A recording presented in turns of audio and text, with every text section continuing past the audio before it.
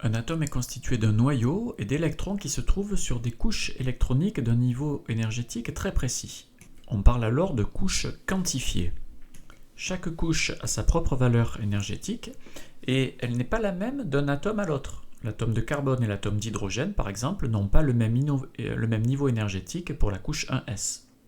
Imaginons un électron qui se trouverait sur la couche 2s, c'est-à-dire sur le niveau énergétique E2.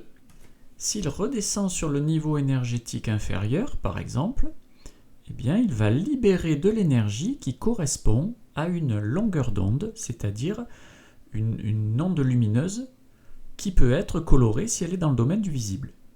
On a donc émission d'un photon.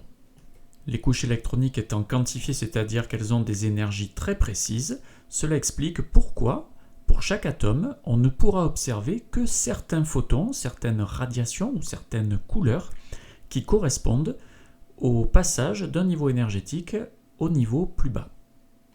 A contrario, si l'électron reçoit une radiation qui correspond exactement au saut énergétique lui permettant d'aller au niveau supérieur, autrement dit, s'il reçoit un photon d'énergie très précise, eh bien, il va pouvoir passer au niveau supérieur et à ce moment-là, la lumière sera absorbée. Alors, quel est le lien entre ça et la production de courant par les panneaux photovoltaïques ?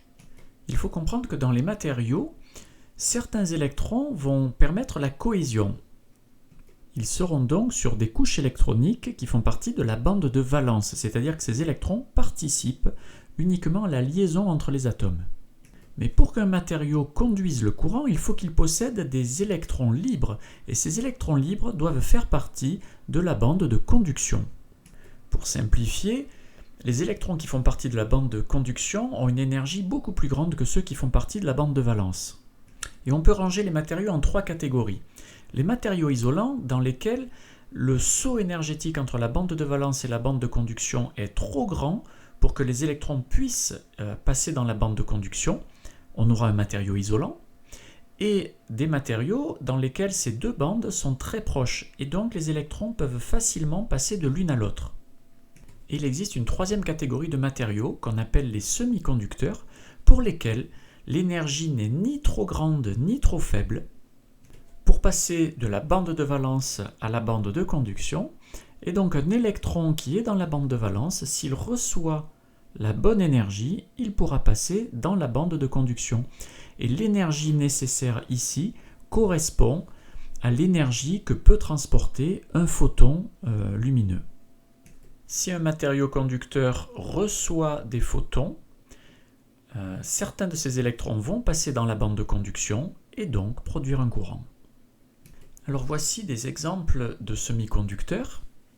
Arsenic de gallium, germanium, silicium par exemple. Et ce graphique représente la capacité que ces semi-conducteurs ont d'absorber la lumière. Alors on voit par exemple que le germanium est capable d'absorber pratiquement toutes les longueurs d'onde lumineuses autour du domaine visible, alors que le sulfure de cadmium par exemple, on voit bien qu'il n'absorbe que jusqu'à 600 nanomètres. Or, plus un matériau semi-conducteur sera capable d'absorber tous les rayons issus du Soleil, et bien plus ce matériau permettra de produire d'énergie électrique. Si on superpose le spectre d'émission solaire, on voit bien que pour le sulfure de cadmium, eh bien toute cette partie du spectre solaire ne sera pas utilisée. Ce qui est dommage puisqu'on aura forcément un rendement plus faible.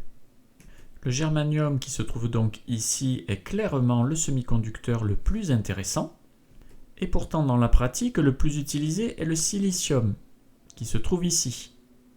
On comprend bien qu'il y a donc d'autres critères qui entrent en jeu.